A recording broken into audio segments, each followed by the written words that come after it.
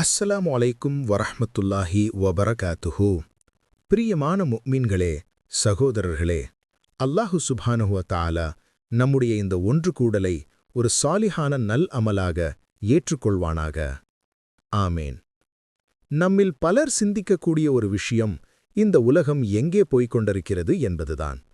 ஒவ்வொரு நாளும் நாம் கேட்கும் செய்திகள், ஒவ்வொரு கணமும் மாறிக்கொண்டிருக்கும் இயற்கை, இவை அனைத்தும் நம்மிடம் ஏதோ சிலவற்றை உரக்கச் சொல்கின்றன. உலகிற்கு ஒரு தொடக்கம் இருந்தால் நிச்சயமாக அதற்கு ஒரு முடிவும் உண்டு. அந்த முடிவைத்தான் நாம் கியாமத் நாள், அதாவது இறுதி தீர்ப்பு நாள் என்று அழைக்கிறோம். அந்த நாளை பற்றி எச்சரிக்காத ஒரு தீர்க்கதரிசியும் நபியும் இந்த உலகில் கடந்து செல்லவில்லை.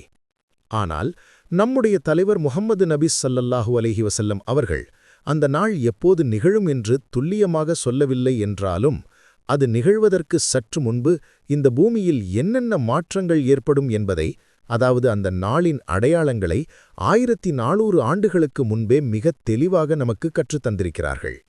அப்படியான அடையாளங்களில் ஒரு முக்கியமான அடையாளம் நம் கண் முன்னே இப்போது நிகழ்ந்து கொண்டிருக்கிறது. அதை பற்றித்தான் இன்று நாம் பேசப்போகிறோம்.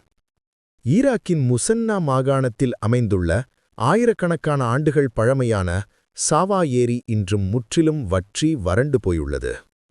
வெறுமனே ஒரு ஏரி வற்றியதுதானே என்று சிந்திப்பதற்கு முன் சற்று பொறுங்கள். வரலாற்று ரீதியாகவும் இஸ்லாமிய வரலாற்றிலும் இது மிகவும் முக்கியத்துவம் வாய்ந்த ஒரு இடமாகும். சாதாரணமாக ஒரு ஏரிக்கு ஆறுகள் மூலமாகவோ அல்லது மழைநீர் வடிந்து வருவதன் மூலமாகவோ தண்ணீர் கிடைக்கும். ஆனால் சாவா ஏரி அப்படிப்பட்டதல்ல. இந்த ஏரிக்கு வெளியிலிருந்து நீர் வருவதில்லை. மாறாக பூமிக்கு அடியிலிருந்து காஸ்ட் ஸ்பிரிங்ஸ் வழியாக நீரூற்றாக மேலே வந்து நிரம்பும் ஒரு அற்புதமான இயற்கை நிகழ்வாக இது இருந்தது. ஆகையால் இந்த ஏரியின் நீர்மட்டம் குறைவது என்பது அவ்வளவு எளிதில் நடக்கும் காரியமல்ல. ஆனால் இன்று அந்த பகுதிக்கு சென்றால் வெடித்து கீறிய நிலத்தையும் காய்ந்து போன மீன்களையும் மட்டுமே நம்மால் காண முடிகிறது. இந்த காட்சியை காணும்போது நம்பிக்கையாளர்களான முஃமின்களின் நம்முடைய மனது 1400 ஆண்டுகளுக்கு பின்னோக்கி செல்ல வேண்டும். வரலாற்று நூல்களில் இந்த ஏரியைப் பற்றி மிகவும் கவனிக்கத்தக்க சில குறிப்புகள் உள்ளன. முஹம்மது நபி ஸல்லல்லாஹு அலைஹி வஸல்லம் அவர்கள் பிறந்த அந்த இரவில் உலகில் பல அற்புதங்கள் நிகழ்ந்தன. அதில் முக்கியமானது பாரசீக சாம்ராஜ்யத்தின் அகங்காரமான ஆட்சியாளன் கிஷ்ராவின் அரண்மனை மாளிகைகள் இடிந்து விழுந்தது. அதே இரவில்தான் பல ஆண்டுகளாக அவர்கள் வணங்கி வந்த எரிந்து கொண்டிருந்த புனித நெருப்பு அணைந்து போனது. அந்த நேரத்தில்தான் நிலம்பி வழிந்து கொண்டிருந்த சாவா ஏரி திடீரென்று வற்றிப்போனது. அன்று நபிகள் நாயகத்தின் பிறப்பின் போது இந்த ஏரி வற்றியது சத்தியத்தை நிராகரிப்பவர்களுக்கான ஒரு எச்சரிக்கையாக இருந்தது என்றால், இன்று மீண்டும் இந்த ஏரி முற்றிலும் வற்றி வறண்டு போயிருப்பது உலக முடிவு மிக நெருங்கிவிட்டது என்பதன் தெளிவான சூசகமாகவே நமக்கு தெரிகிறது.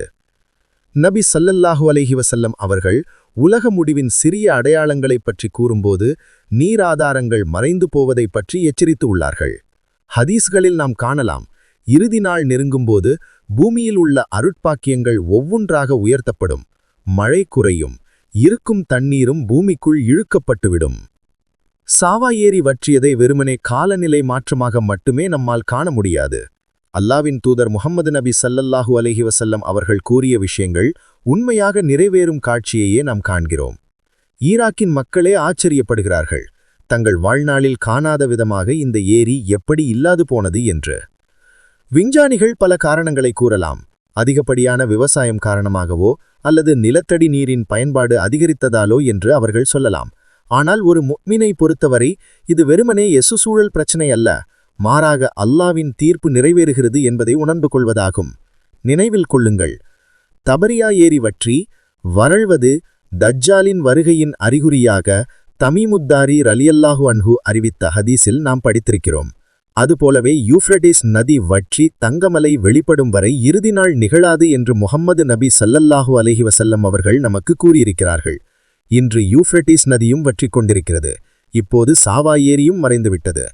இவையெல்லாம் ஒரே ஒரு விஷயத்தை நோக்கிய சுட்டிக்காட்டுகின்றன. நாம் கவனக்குறைவாகவும் பராமுகமாகவும் வாழ வேண்டிய காலம் இது அல்ல.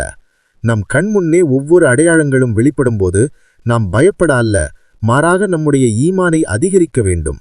அல்லாவின் வார்த்தைகள் உண்மையானவை என்றும் நபிகள் நாயகம் முஹம்மது ஸல்லல்லாஹு அலைஹி வஸல்லம் அவர்கள் காட்டித் தந்த பாதை மட்டுமே சத்தியமானது என்றும் நாம் உணர வேண்டும்.